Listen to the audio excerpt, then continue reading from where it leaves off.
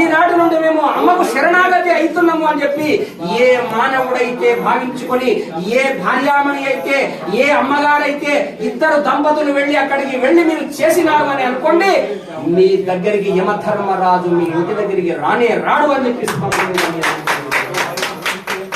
అంత గొప్ప శక్తి అమ్మ పాద పూజలో ఉన్నదమ్మా. అమ్మ అంటే సామాన్యమైనటువంటి అమ్మ కాదు. 75 సంవత్సరాలు అన్నము లేదు, నీరు లేదు, పండు లేదు, ఫలము లేదు, ఏమీ లేకుండా అమ్మ 75 సంవత్సరాలు బతికి ఓం నమస్కారం అనే పంచాక్షరి మహామంత్రాన్ని పఠించండి నాయన. మీరందరూ కూడా సకల కులమతాలు లేవు, నీవు చిన్న కులము వాడవని పెద్ద కులము వాడవని నీవు భావించకు.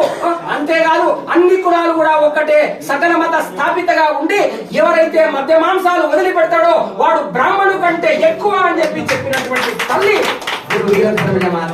అందుగురించే ఈ ప్రాంతం అంటే నాకు చాలా ఇష్టం. అసలు నాకు ఎట్లా ఉన్నదో తెలుస్తున్నా, నిజంగా గజ్జల గురం ఎక్కినట్లుగా ఉన్నది. నిజంగా చెప్పాలంటే 4 రోజులైంది, నిజంగా 4 రోజులైంది. లోపల ఆహార పదార్థాలు ఏమి లేవు గాని చాముండేశ్వరి దేవాలయం నుండి ఇట్లా రాగానే మళ్ళీ చాముండేశ్వరి ఏమన్నదంటే, ఏరా నా మార్గం గుండా వచ్చి నన్ను దర్శనం చేసుకోకుండా పోతావా అని అన్నది. మళ్ళీ నేను చింతకుంటకు రాగానే అమ్మగారు ఈ చింతకుంట కాడ రోడ్డు కాడ దర్శనం ఇచ్చింది. ఇగో ఆయన చూస్తూనే ఉన్నాడు. ఆయన చూస్తూ ఏమయ్యా నేను చాముండేశ్వరం పోవాలని అనుకున్నంటే, అప్పుడు మా గణేష్ అంటాడు, నేను చెప్పులు కూడా మరిచిన స్వామి, ఆడ చెప్పులు మరిచిన ఉదయం పోదాం నా చెప్పులు తీసుకున్నట్లు ఉంటది, నేను దర్శనం చేసుకున్నట్టు ఉంటది అంటే మళ్ళీ అమ్మ దర్శనం చేసుకొని మళ్ళీ ఇక్కడికి రావడం జరిగింది. అమ్మకు నేను ఒకటే మాట అన్నా, అమ్మ నేను టేక్మాల గ్రామానికి పోతున్నా, అక్కడ మహాకాళి, మహాలక్ష్మి, మహాసరస్వతి మూల స్వరూపమైనటువంటి అమ్మ పాదుక పూజ జరుగుతున్నది. తల్లి నీవు ఏం మాట్లాడిపిస్తావో, ఏమి శక్తి ఏర్పాటు చేస్తావో అని అంటే అమ్మ ఒక్కసారి ఆ మూలమైనటువంటి ఆ మూల విరాట్లో ఉన్నటువంటి ఆ తేజస్సును మీ అందరి లోపల నింపింది. ఇందువల్ల తల్లులారా ఈనాడు 12 గంటలు కావస్తూ ఉన్నది. ఇప్పుడు దీపారాధన అవుతూ ఉన్నది. అక్కడ బ్రహ్మాండంగా యజ్ఞము జరుగుతూ ఉన్నది. ఆ యజ్ఞము లోపల గుర్తు పెట్టుకోండి, యజ్ఞము దేనికి ప్రతీక అంటే మీరు ఆలోచన చేయండి. యజ్ఞము ఎందుకొరకు చేస్తున్నాము మనము అని అంటే, ఆ యజ్ఞము లోపల ఏదైతే అగ్ని ఉన్నదో ఆ అగ్ని కూడా నీ లోపల ఉన్నది. ఏమున్నదమ్మా? నీ లోపల ఉన్నది. తామగ్నివర్ణం తపసా జ్వలంతీం. అమ్మగారు ఏమన్నారంటే, నేను అగ్ని రూపములో ఉన్న ఏ ఇల్లాలైతే తెల్లవారుజామున 5 గంటలకే నిద్ర లేచి 6 గంటల స్నానం చేసి శ్రీమాత శ్రీమాత శ్రీమాత అనండి ఒకసారి. ఓం నమ శివాయ, ఓం శ్రీ వీరధర్మ ఆ నామాన్ని చెప్పుకుంటా ఎవరైతే ఆగ్నేయము లోపల వంట చేస్తారో ఆ వంట ఏమైతుంది అని అంటే, దేవాలయములో చేసినటువంటి నైవేద్యం ఎట్లయితుందో అది కూడా నైవేద్యంగా మారుతుందని చెప్పి మీ అందరూ కూడా నేను తెలియజేసుకుంటున్నా. లోపల ఉన్నటువంటి ఆ జ్యోతి లోపల ఆకలి అవుతున్నది. ఇప్పుడు ఉదయం టిఫిన్ చేస్తే మధ్యాహ్నం 3 గంటల తర్వాత మళ్ళీ ఆకలి అవుతుంది. ఎందుకు అవుతుందమ్మా? లోపల అగ్ని ఉన్నది. దాన్ని అహం వైశ్వానరాగ్ని అని అంటాం. ఇది ఒక అగ్ని. ఈ అగ్నికి ఏం వేయాలి? ఆవు పాలు, ఆవు పెరుగు, తర్వాత ఈ పంచామృతము, ఆ తర్వాత ఏది ఆకుకూరలు, శాకే నవర్తతే వ్యాధి మాంసం మాంసేన వృత్తి అని మనకు శాస్త్రం చెప్పింది. అరే ఆకుకూరలు నీ కొరకున్నవిరా మూర్ఖుడా, ఆ గొర్రె ఆ మేక నీ కొరకు లేదురా, ఈ శరీరంలో దేవుడు ఉన్నాడురా, రక్తపాతం చేయకురా అని చెప్పి మహానుభావులు చెప్పడం జరిగింది. అంతేగాదు వీరబ్రహ్మేంద్ర స్వామి కూడా కరోనా ఎందుకు వచ్చింది అంటే, రే మూర్ఖులారా, ఆకు తిన్నవాడు అడవి దాటగలిగే, మేక తిన్నవాడు మిడక దొడగే, మేక కన్నా ఆకు మేలైనది కదా కళికాంబ హంస కళికాంబ. అరే నీవు మేకలను గొర్రెలను కోసిన తర్వాత అదే ఏమైనవేనంటే, అరే నన్ను కోస్తున్నారు కదా కొడుకా, నన్ను కోస్తున్నావు కదరా, వచ్చే జన్మ లోపల నీవు మేకవవుతావు. ఏమైతావు? నీవు మేకవైతావు. మళ్ళొచ్చే జన్మ లోపల నీవు మేకవైతావు. మళ్ళీ నేను ఏమైతా అంటే మనిషినైతా. అప్పుడు నిన్ను కరకర నిన్ను పోషిస్తారా అని అంటే 84 లక్షల జన్మల తర్వాత మానవ జన్మ వచ్చింది. మళ్ళీ నువ్వు మేకం కావాలనుకున్నావా, కుక్క కావాలనుకున్నావా, పంది కావాలనుకున్నావా? ఆలోచన చేసుకోండి మీరంతా కూడా. అందుగురించే ఏమన్నారో తెలుసునా, ఆకులు అలములు తిన్నటువంటి మేక ఆరోగ్యవంతంగా ఉన్నదిగా, ఆ మేక మాంసం తిన్నోడు మాత్రం రోగం చేత వాడు మంచం ఏమెక్కుతున్నాడు వాడు? మంచం ఎక్కుతున్నాడు. మరి నీకు రోగాలు కావాలనా, భోగాలు కావాలనా, ఐశ్వర్యం కావాలనా, లేదు జ్ఞాన లక్ష్మి కావాలనా, ఉన్నంత లోపల శాంతిగా అమ్మ నాన్న కొడుకు తండ్రి ఇరుగు వాళ్ళు పొరుగు వాళ్ళు అంతా నా వాళ్ళు, ఈ దేశమే నాది, నేను పనికి మారిన ఆ మసీదుకు వెళ్ళి ఆడెందుకు నేను కందూరులు చేయాలి, తర్వాత ఎక్కడ పడితే అక్కడ పనికి మారిన లాగా పోయి కందూరులు చేసి మాంసం ఎందుకు తినాలి, ఇదంతా గలీజ్ పని నేను ఎందుకు చేయాలి? అరే నీవు ధర్మాత్ముడవురా, నువ్వు ఝాన్సీ రాణిలాగా మీరు మారాలి. అంతేకాదు ఛత్రపతి శివాజీ లాగా మన భారతీయ పతాకాన్ని మనము ఎగురవేయాలి. మన దేశంలో అంత గొప్పతనం ఉన్నది. అంతమంది దేవతలను విడిచిపెట్టి పనికి మారినటువంటి ఆ దర్గాల కాడికి పోయి మొక్కుతున్నాం. ఇప్పటికైనా గుర్తు పెట్టుకోండి. ఏమున్నదమ్మా ఆ దర్గాల? ఏమని పోతున్నారు అక్కడవి? అరే పనికి మాలినోడ నీవే పోయి దర్గా పోయి మొక్కుతున్నావురా, వాడు మాత్రం మొక్కుతున్నాడా? ఆలోచన చేసుకోండి. ఇంతమంది దేవతలను పెట్టుకొని ఏమి అది నీకు? సరస్వతి కావాలంటే ఏది నీకు? చదువు కావాలంటే సరస్వతిని మొక్కు.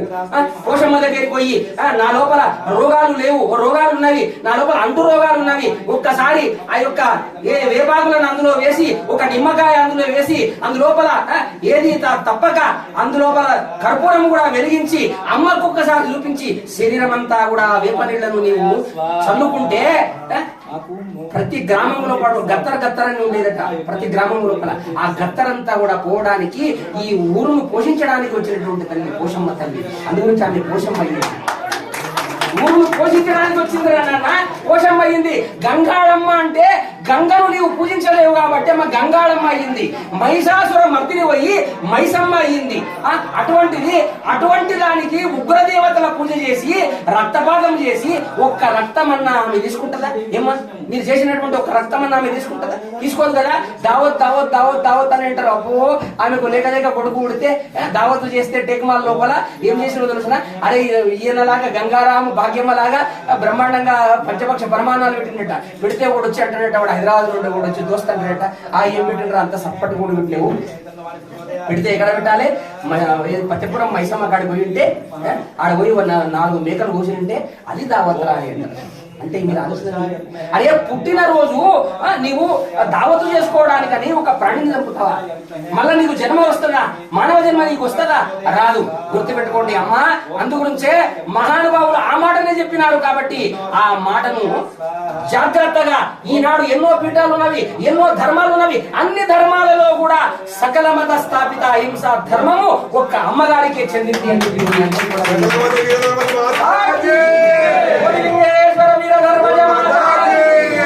జై శ్రీరామ్, జై హనుమాన్, జై మాతా, జై మాతా,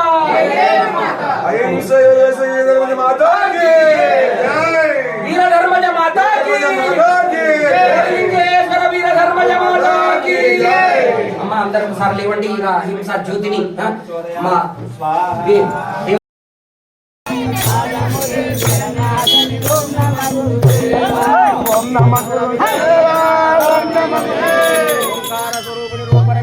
ధర్మజ మాతా తాత ముల్లె బోను తను మళ్ళీ రాదు. శివరామ భజన మాయదారి తాత ముల్లె బోను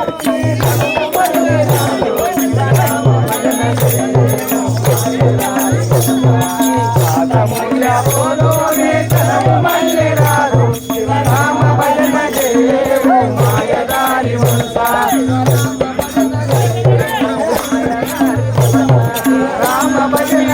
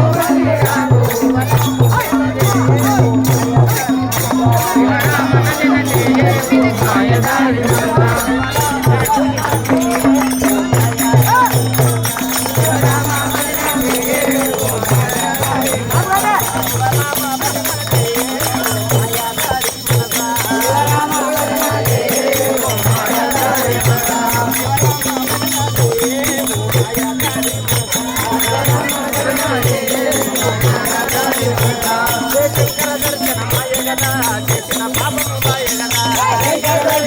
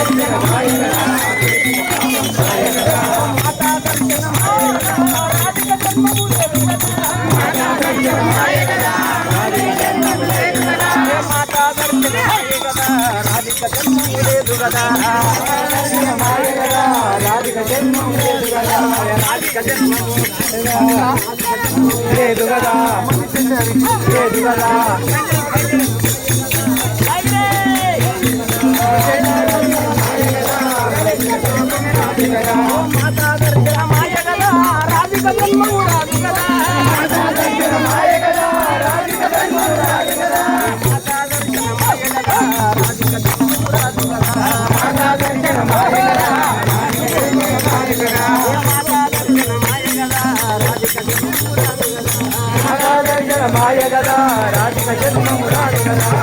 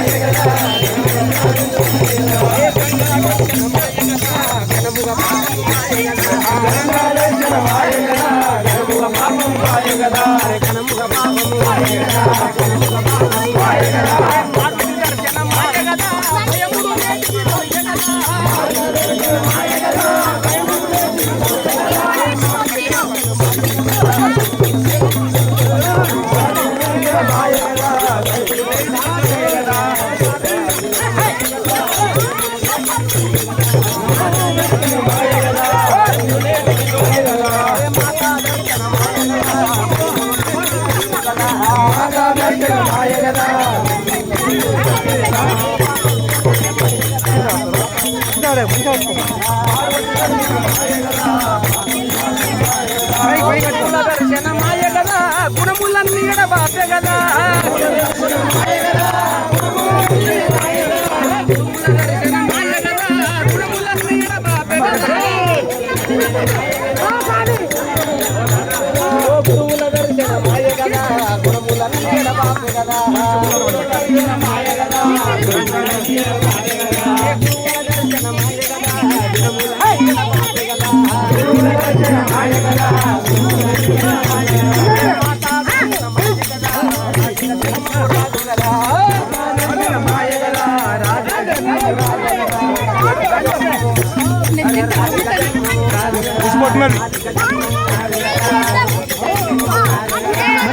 చేతి పెట్టుకోండి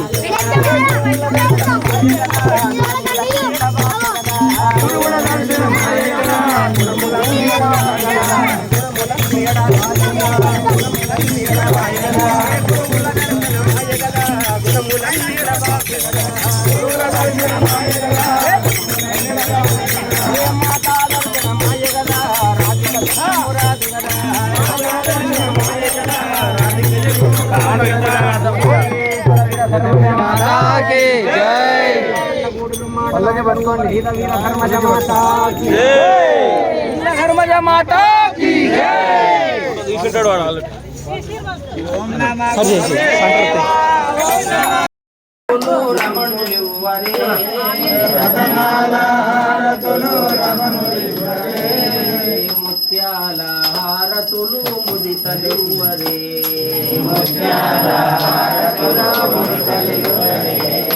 బంగారు హారతులు భామలివ్వరే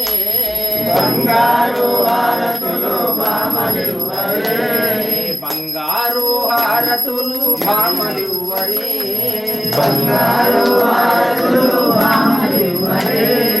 మంగళమణి పాడరే వీర ధర్మజ మాతకు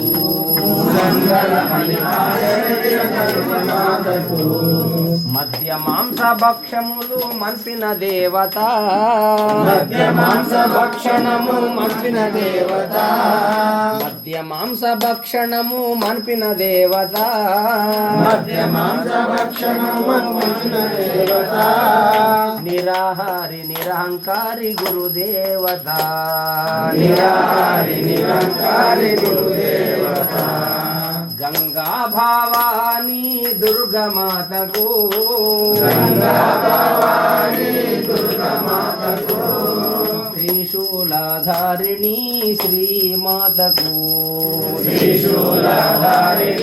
శ్రీమాతకు మంగళమణి మంగళమణి మంగళమనరే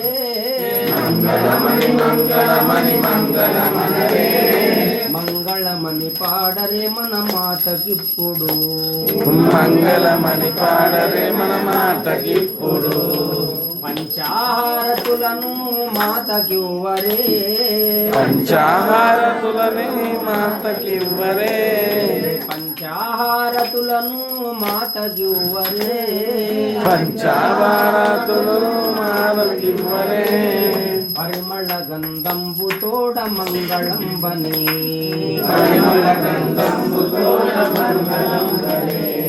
మంగళమణి మంగళమణి మంగళమనరే మంగళమణి మంగళమణి